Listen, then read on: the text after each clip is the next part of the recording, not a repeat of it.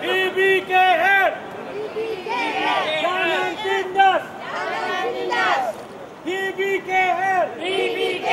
Jangan tindas! Jangan tindas rakyat! Bangkit rakyat!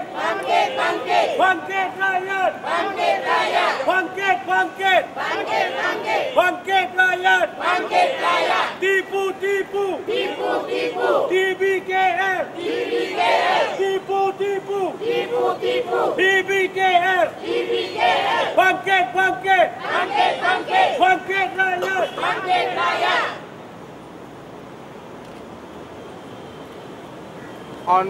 These are the residents of Batu Estate whose houses are to be demolished by DBKL on the 5th of March. On the 25th of February, which is Friday, the residents came here and gave a memorandum to the Datuk Bandar Kuala Lumpur asking him for an assurance that their houses will not be demolished because they are threatening to demolish their houses under the emergency ordinance, which is unlawful. Okay? Now, the Timbalan Pengarah of DBKL, Datuk Zulkifli, promised us that he will get back to us by 26 February, Saturday morning. Sampai hari ini, tak ada panggilan atau respons daripada Datuk Zulkifli.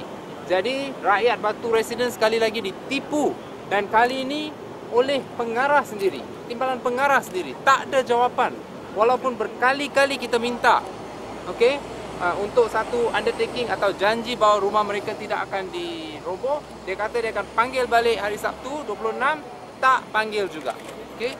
Itulah sebabnya rakyat Batu Estate telah datang kembali dan kali ini mereka mahu jumpa dengan Menteri Wilayah Raja Nongchik ataupun Datuk Bandar sendiri supaya mendapat aku janji bahawa rumah mereka tidak akan diroboh.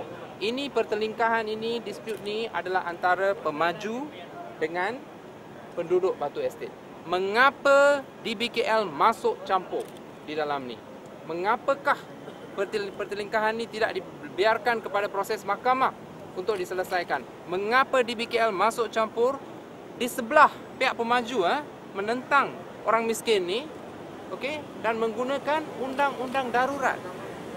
Itulah sebabnya mereka begitu kecewa dengan tindakan DBKL dan juga tindakan kerajaan. Ya? Jadi hari ini kita telah pun memberitahu pihak DBKL bahawa kita penduduk akan jumpa dengan Datuk Bandar dan kita akan sekarang pergi ke sana dan kita akan mulakan rundingan dengan pihak DBKL.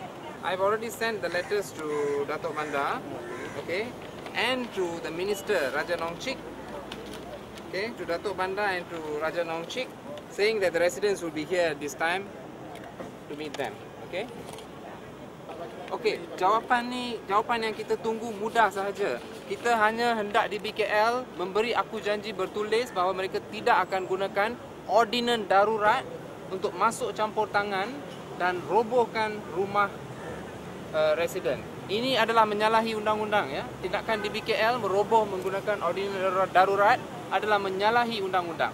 Dan itulah sebabnya kita pun tampil untuk menolong rakyat Batu Residen. Ini menindas rakyat kerana ada proses mahkamah. Jika pemaju hendak tanah tu, dia kena pergi ke mahkamah, dapat perintah mahkamah. Bukan lari kepada DBKL dan minta DBKL pula menjalankan tugas mahkamah. Soalan yang kita semua tanya, kenapa DBKL bantu pemaju terhadap rakyat miskin? Itu jawapan itu mereka tidak dapat beri sampai hari ini. Kenapa DBKL campur tangan? Apakah yang menyebabkannya? Apakah insentif DBKL untuk campur tangan di dalam kes ini? Kita nak tahu itu. Biar proses mahkamah.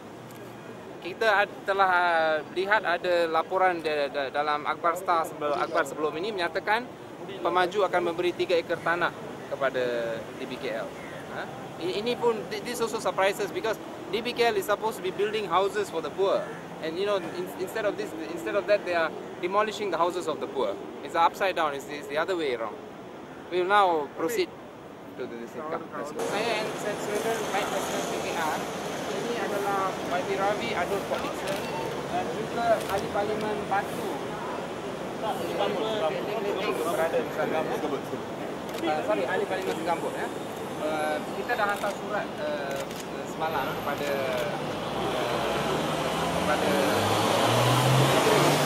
dan juga kepada Datuk Bandar. Kerana pada tarikh akhir yang kita datang, kita dijanji akan mendapat jawapan pada 26 Februari hari Sabtu. Sehingga kini, hari ini, Cik Nasir ada pada hari ini. Cik Nasir ada menyaksi janji itu. Sampai hari ini kita tak dapat jawapan. Jadi, kita sekarang hendak berjumpa dengan Datuk Bandar ataupun Menteri supaya mendapat aku janji rumah tidak akan diroboh.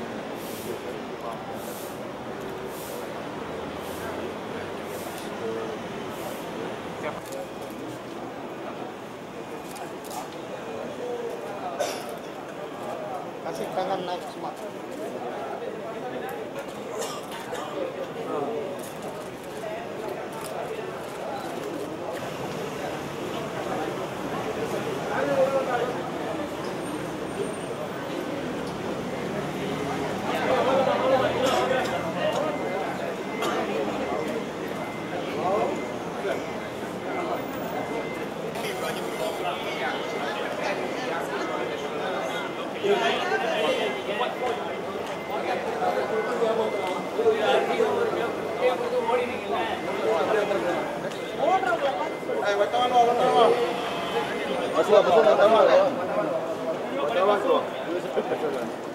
Baik kerja sama.